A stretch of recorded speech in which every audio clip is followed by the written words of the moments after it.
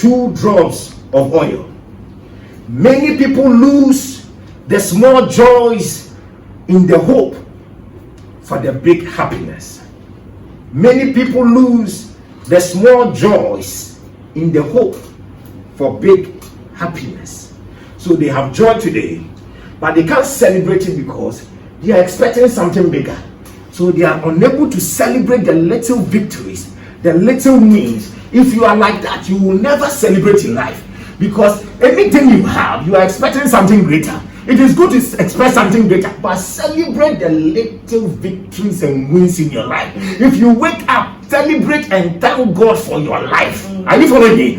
Be grateful for life. It is a win, because not everyone slept and woke up. So if you sleep and you wake up, you have won. You have won over death. Are you following me? Yeah. So it is enough for you to thank God and to celebrate Him.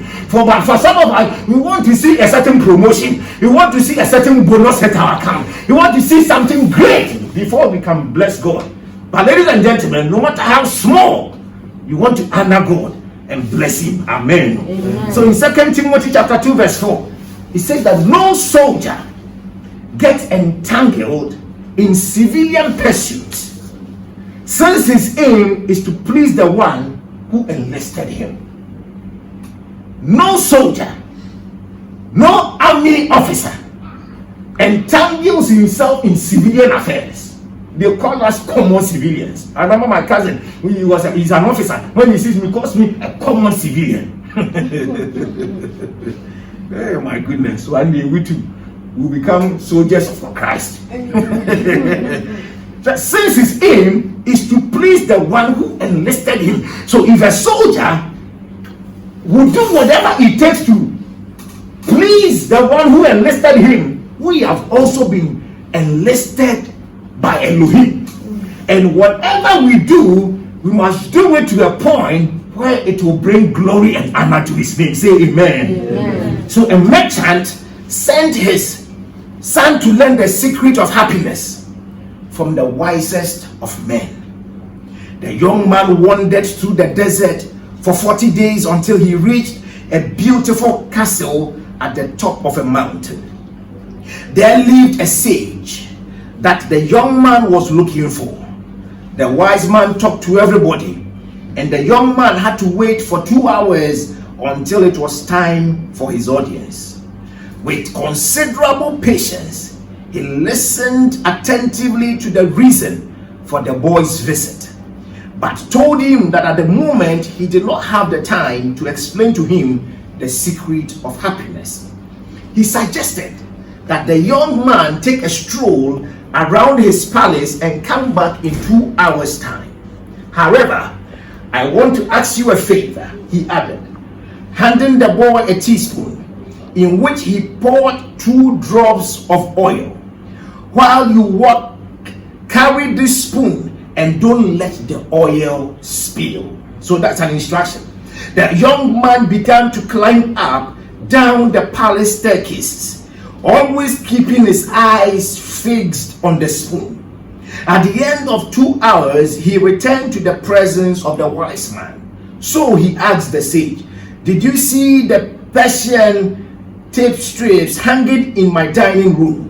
Did you see the garden the master of gardeners took 10 years to create? Did you notice the beautiful parchment in my library?" Parchment are books. Embarrassed, the young man confessed that he had seen nothing. His only concern was not to spill the drops of oil that the wise man had entrusted to him. Very important. He had to go through the palace and look at the description that had been given, how beautiful the place is. Yet the guy did not notice anything. Why? Because his eyes was fixated on the spoon, and he was supposed to make sure no drop on that spoon spills. So as long as his focus was there, he could not see what was happening around him. So go back and see the wonders of my world, said the wise man. Now, more at ease, the young man took the spoon and strolled again through the palace, this time paying attention to all the works of acts that hung from the ceiling and walls. Returning to the sage, he reported in detail all that he had seen. But where are the 2 drops of oil I entrusted to you? Asked the sage. Looking down at the spoon, the young man realized that he had spilled the oil. Well, that is the only advice I will give to you, said the sage of sages. The secret of happiness lies in looking at all the wonders of the world and never forgetting the 2 drops of oil in the spoon. Happiness, contentment, inner peace. Have you ever gone looking for something only to realize that you had it with you the whole time? When your drive is moving your purpose, focus must hold the wheels, else you might miss the way. He who is not contented with what he has will not be contented with what he would like to have, said by Socrates. Comparison makes finding contentment 1,000,000 times harder. Someone is happy with less than what you have. Socrates said, contentment is natural wealth. Luxury is artificial poverty. Now and then it is good to pause in our pursuit of happiness and just be happy. What you are looking for is already with you. What you are looking for is right within your heart. Until you started seeing other things, your boyfriend was enough for you. Until you started looking at how some people are behaving in their own household, your wife is no more beautiful as you desire. Now your child, because you have been seeing other people result and things like that, your children do no more appeal to you. Are you following me? By the time you saw somebody's salary, your salary is nothing to write home about again. So you realize that greed comes to you. You are not satisfied with the little you have. Godliness with contentment is great gain. Contentment always eludes those who don't count themselves blessed for what they already have. This guy was fine. He was going around and he could not see anything. He was very happy because he had fulfilled the assignment. He came without a drop spilling.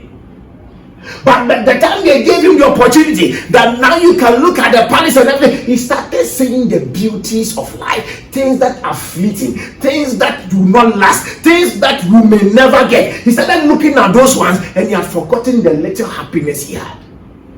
He was not desiring other things other than what he had been given. As a result, he came back spilling the oil that had been put on the spoon. He had forgotten his assignment because he was not looking for something else. Ladies and gentlemen, that little thing you have, if you value and cherish it, happiness will come out of it. Say amen. Amen. That small salary you call small, if somebody got that one, you have no idea. That position you have, that you see somebody else and you feel that I could have been this one, and so because of that, you can't give your best anymore because you feel that I should have been here, I should have been there. That alone will never bring you that joy or happiness you are looking for. Stop comparing. Bible said that comparing ourselves to ourselves, we become unwise. We become unwise. By the time the guy was scouting around, looking at the other things people had and what he did not have, he lost that happiness. It was already with him. So as we go through life's journey, may we be content with what the Lord has blessed us with. Amen. I didn't hear you, amen. I said that may we be content with what the Lord has given us. Amen. Don't be, you see, when you stand in your backyard and look beyond your backyard and enter into somebody's, you see your neighbor's grass very green. Is that the case? You see but go closer, you realize it's not as it seems. It is not. And even if it is so, why don't you add manure to yours to also make sure yours becomes green? Okay. Envy has never helped. Jealousy has never helped. Are you following me? And it will never help. It will drive away happiness. You always defer your happiness. You are not able to celebrate your today. I am doing service. Let me be excited. Let me enjoy my service moment. A time will come, you will wish that you had those memories. You wish that you had done something right whilst you were doing your service. A time you come, well, as a teller, you'll be excited that you did your work well as a teller. But because you don't want to continue being a teller and you want to be wherever, you are every time you have frowned your face as if they have baptized you with some vinegar. But if you be content with the little God has given you and you enjoy it, I pray for you, may the love of God and the joy of God overflood your heart. Amen. May much more be given to you. Amen. The one who has more, the Bible said that much more was given. But because you have deferred your happiness, you can never enjoy life. But my prayer for you is that as you go through this month, the little God has placed in your hands, may you celebrate it. May you be thankful to him, and may the Lord bring multiplication to it. Even in the name of Jesus. I bless you with the blessings of multiplication. I bless you with the joy of the Lord, and I bless you that the little God has given you and you are content about. Because of that contentment, I release a greater grace over your life. Amen. A greater grace over your life. Amen. A greater grace over your life. Amen. May the Lord bless our customers. Amen. May the Lord bless our management. Amen. May the Lord bless our homes. Amen. Bless our homes with the joy of the Lord. Amen. May we be blessed, whether it is one room or a single room or double room or and whatever we have. May we be content with it. Amen. And as a result, may the Lord give us our own. Even in the name of Jesus. Amen. I bless you with his blessings. In Jesus' name. Amen. Amen.